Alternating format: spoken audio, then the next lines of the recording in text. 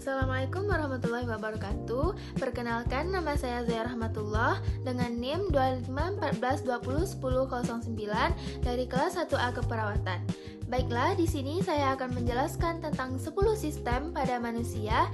Yang pertama yaitu sistem saraf. Sistem saraf.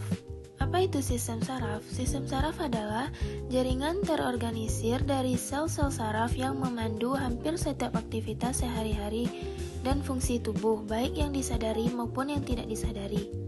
Yang pertama, struktur dasar saraf, yaitu neuron. Neuron adalah sel saraf yang bertanggung jawab untuk menerima masukan sensorik, mengirimkan perintah motorik, dan mengubah serta menyampaikan sinyal listrik. Selanjutnya, otak. Otak terbagi menjadi beberapa bagian. Yang pertama otak besar, otak kecil, dan batang otak. Selanjutnya sumsum tulang belakang. Sumsum tulang belakang memiliki 3 fungsi. Yang pertama jalur komunikasi, yang kedua pusat refleks, yang ketiga generator pola sentral. Selanjutnya sistem saraf tepi. Sistem saraf tepi adalah seluruh bagian sistem saraf yang berada di luar sistem saraf pusat. Sistem saraf tepi dibagi menjadi beberapa divisi fungsional. Yang pertama sistem saraf somatik, yang kedua saraf otonom, yang ketiga simpatis, dan yang keempat parasimpatis. Yang ketiga, cara kerja sistem saraf.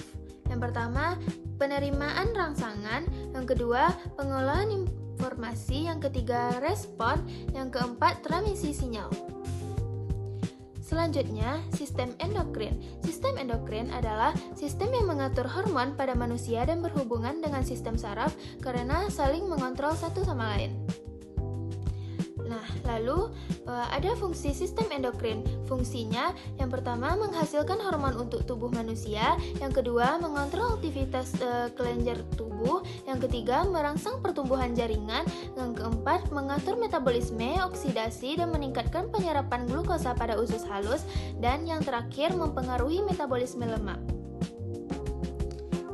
Fungsi secara umum sistem endokrin yang pertama penghasil hormon, yang kedua mengontrol aktivitas, yang ketiga merangsang aktivitas, yang keempat pertumbuhan jaringan, yang kelima metabolisme zat, dan yang keenam mengatur metabolisme.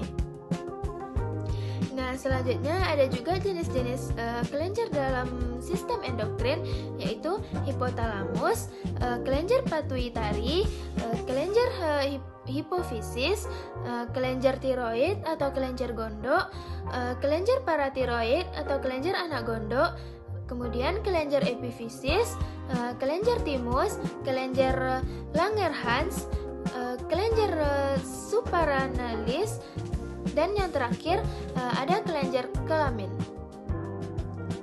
Nah, yang ketiga ada sistem reproduksi manusia. Ini adalah serangkaian organ dan struktur yang bekerja sama demi memastikan kelangsungan hidup spesies dengan cara menghasilkan keturunan. Nah, kemudian organ reproduksi pria. Organ reproduksi pria ada 2, organ reproduksi luar dan dalam. Organ reproduksi luar terdiri dari penis dan skrotum, sedangkan organ reproduksi dalam yaitu kelenjar kelamin, saluran kelamin, dan testis. Yang pertama, penis. Penis berfungsi untuk memasukkan sperma ke saluran kelamin wanita. Nah, yang kedua ada skrotum. Skrotum berfungsi untuk melindungi dan mengatur suhu testis. Yang ketiga ada testis yang berfungsi untuk memproduksi sperma melalui spermatogenesis dan memproduksi hormon testosteron. Dan yang keempat, saluran kelamin. Saluran kelamin berfungsi untuk menyalurkan sperma dari testis ke luar tubuh melalui penis. Yang kelima, kelenjar kelamin yang berfungsi menambahkan cairan kelamin untuk mempertahankan hidup dan gerak sperma. Selanjutnya, organ reproduksi wanita terdiri dari organ dalam dan organ luar. Organ luar yaitu labium dan vulva, dan organ dalam ovarium, oviduk, uterus, dan vagina. Yang pertama, labium dan vulva yang berfungsi untuk melindungi organ reproduksi internal dari infeksi dan cedera. Yang Yang kedua, vagina. Vagina berfungsi sebagai saluran keluar dari rahim dan menerima penis saat kopulasi. Yang ketiga, uterus atau rahim yang berfungsi sebagai tempat pertumbuhan dan perkembangan embrio. Yang keempat, oviduk atau tuba Fallopi yang berfungsi sebagai tempat pembuahan atau fertilasi. Yang kelima, ovarium yang berfungsi sebagai penghasil sel telur atau ovum.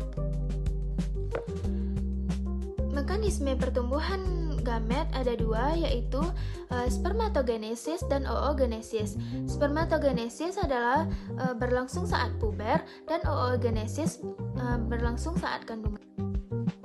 Nah, selanjutnya sistem yang keempat yaitu sistem muskuloskeletal. Muskuloskeletal adalah sistem yang berperan dalam penunjangan, melindungi, dan menopang tubuh. Sistem ini terdiri dari tulang, otot, dan sendi yang membentuk kerangka skelet.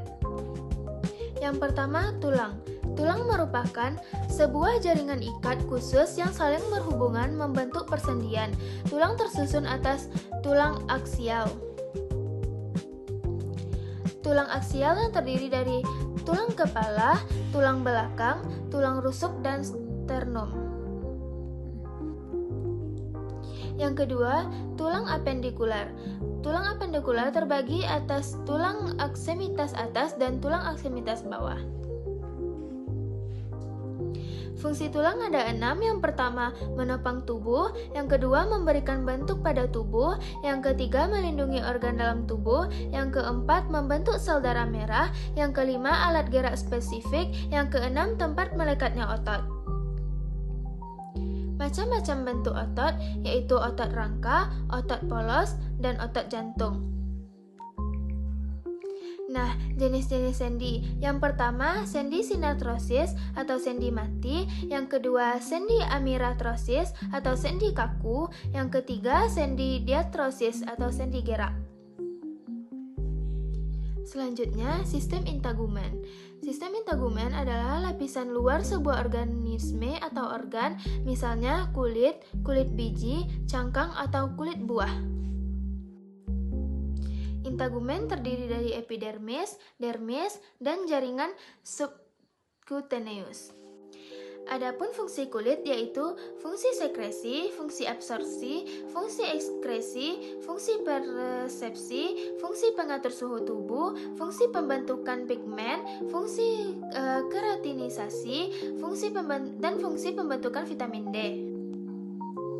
Selanjutnya, sistem kardiovaskular. Sistem kardiovaskular adalah sistem peredaran darah yang terdiri dari jantung, pembuluh darah, dan darah. Fungsinya adalah memompa darah untuk mengalirkan oksigen dan nutrisi ke seluruh tubuh, serta membawa kembali limbah metabolisme untuk dikeluarkan. Nah, kemudian anatomi sistem kardiovaskular yaitu jantung, organ berotot berisi 4 ruang. Yang pertama, atrium kanan menerima darah dari vena sistemik. Yang kedua, ventrikel kanan memompa darah ke paru. Yang ketiga, atrium kiri menerima darah terorganisasi dari paru. Yang keempat, ventrikel kiri memompa darah ke seluruh tubuh. Sistem respirasi adalah sistem organ yang bertugas mengambil oksigen dari udara dan membuang karbon dioksida dari tubuh, melibatkan organ seperti hidung, faring, laring, trakea, bronkus, hingga paru-paru.